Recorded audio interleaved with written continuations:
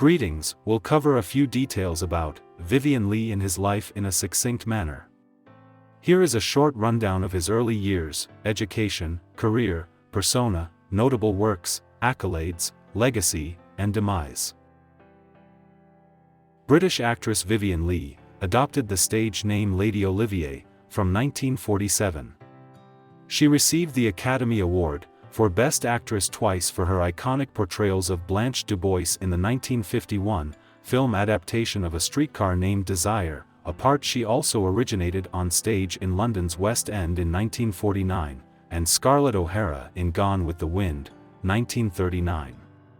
She was also honored with a Tony Award for her performance in the Tovarish Broadway musical, 1963. Leigh was named as the 16th best female movie star of classic Hollywood cinema by the American Film Institute in 1999, despite having periods of inactivity in her career.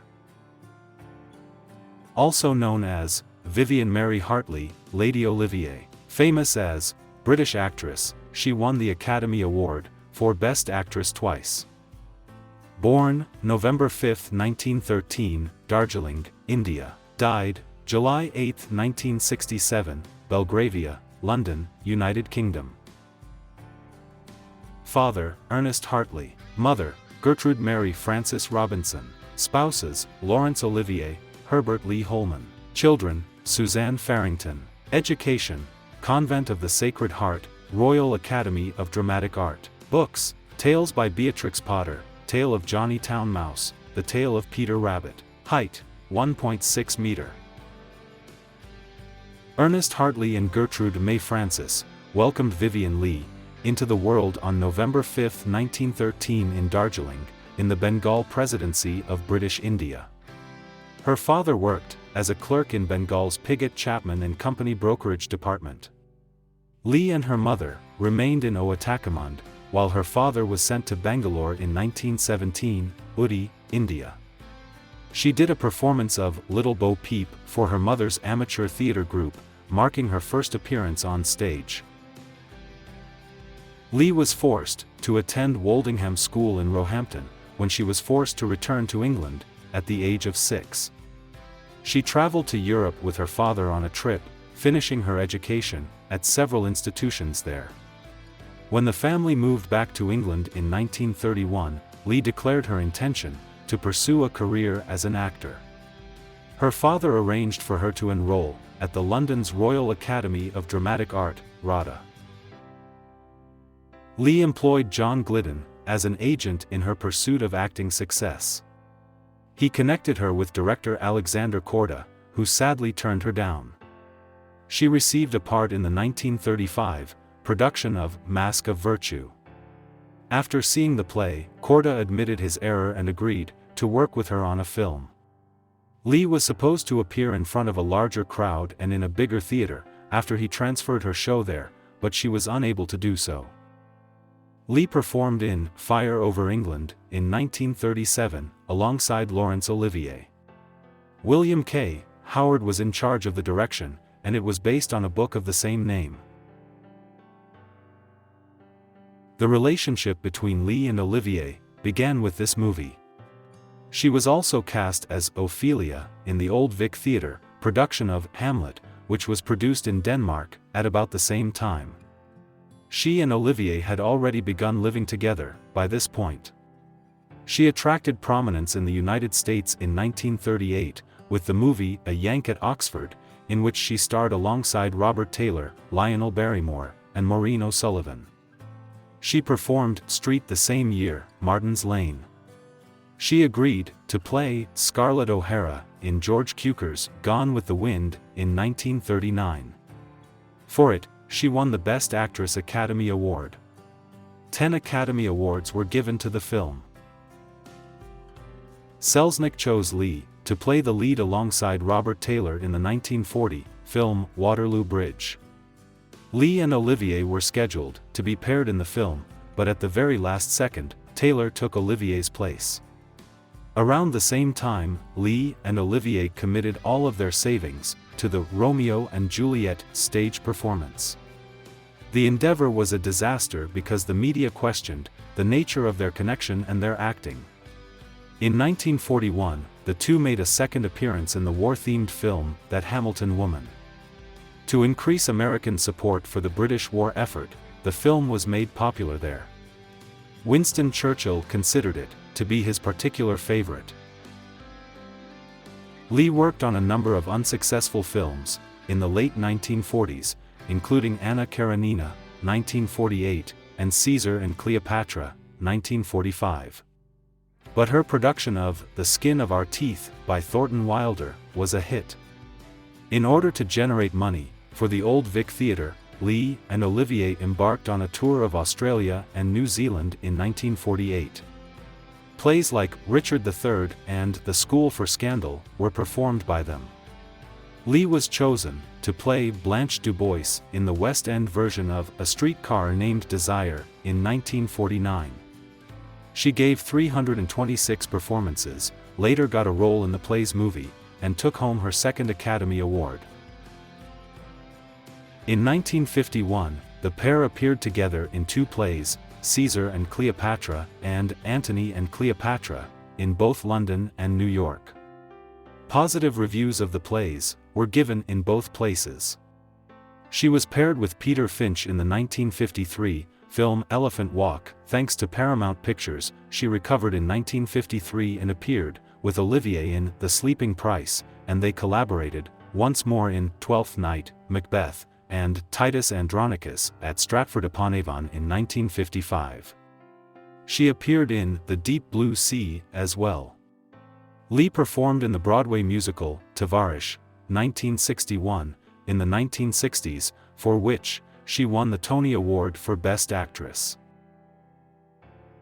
In 1932, Leigh wed barrister Herbert Lee Holman, who was 13 years her senior.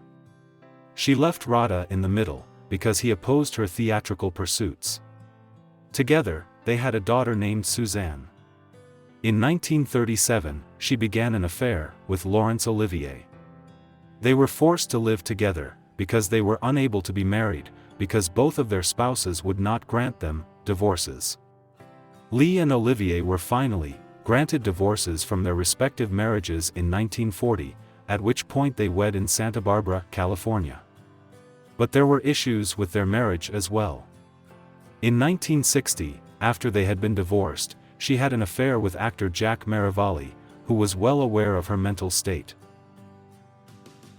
Leigh received the Academy Award for Best Actress twice, for her iconic portrayals of Blanche DuBois in the 1951 film adaptation of A Streetcar Named Desire, a part she also originated on stage in London's West End in 1949, and Scarlett O'Hara in Gone with the Wind, 1939. She was also honored with a Tony Award for her performance in the Tovarish Broadway musical, 1963. Leigh received 2 Academy Awards for Best Actress, for her roles in A Streetcar Named Desire, 1949, and Gone with the Wind, 1939. For both films, she also received 2 New York Film Critics Circle Awards, and a BAFTA for Street. 1939, Academy Award for Best Actress.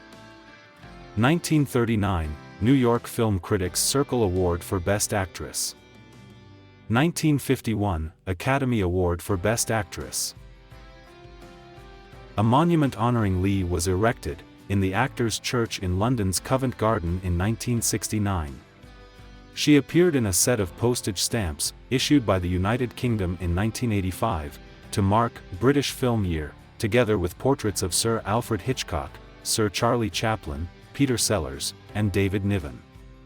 She co-starred with Sir Laurence Olivier in the stamp series commemorating the 100th anniversary of her birth in April 1996, and she was once more included in the series, honoring the 100th anniversary of her birth in April 2013. The papers of Olivier were acquired by the British Library in London from his estate in 1999. Many of Leigh's private files, including multiple letters she wrote to Olivier, are included in the collection known as the Laurence Olivier Archive. Mrs. Suzanne Farrington, Leigh's daughter, is the legal owner of all of the papers that belong to her, including letters, pictures, contracts, and diaries. A photo album thought to have belonged to the Olivers and monogrammed L&V.O. was purchased by the National Library of Australia in 1994. The album had 573 images of the couple, taken during their 1948 visit of Australia. It is now kept as a part of the documentation of Australia's performing arts heritage. The Victoria and Albert Museum in London purchased a collection of Leigh's letters, diaries, photographs, annotated screenplays, and various prizes in 2013.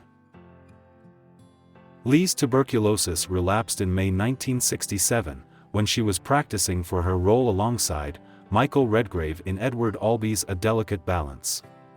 She seemed to recover after a few weeks of relaxation. Merivale left her at their Eaton Square apartment, as usual that evening to perform in a play, and when he came back just before midnight, he saw her asleep. He entered the bedroom, around 30 minutes later, July 8 by this point, and found her body on the floor. She had been attempting to go to the restroom, when she fell and choked as her lungs filled with liquid. Merivale first spoke with her family, before being able to get in touch with Olivier, who was having prostate cancer treatment in a neighboring hospital. In his memoirs, Olivier highlighted his grievous grief upon seeing Merivale had placed her body on the bed when he arrived at Leigh's house right away. On July 8, her passing was made public, and for an hour, all of the theaters in the heart of London had their lights turned down. Leigh's Catholic funeral was held at St. Mary's Church in London's Cadogan Street. Famous actors and actresses from British theatre and television attended her funeral. Leigh was cremated at the Golders Green Crematorium in accordance with the terms of her will, and her ashes were spread on the lake at her holiday residence, Tickeridge Mill, close to Blackboys, East Sussex, England. At a memorial ceremony held at St. Martin-in-the-Fields, John Gielgud read a final tribute. Leigh received the first award given to an American actress in 1968 from the Friends of the Libraries at the University of Southern California. The celebration was held as a memorial service, with clips from her movies and tributes from friends and colleagues like George Cukor, who screened Leigh's screen tests for Gone with the Wind for the first time in 30 years.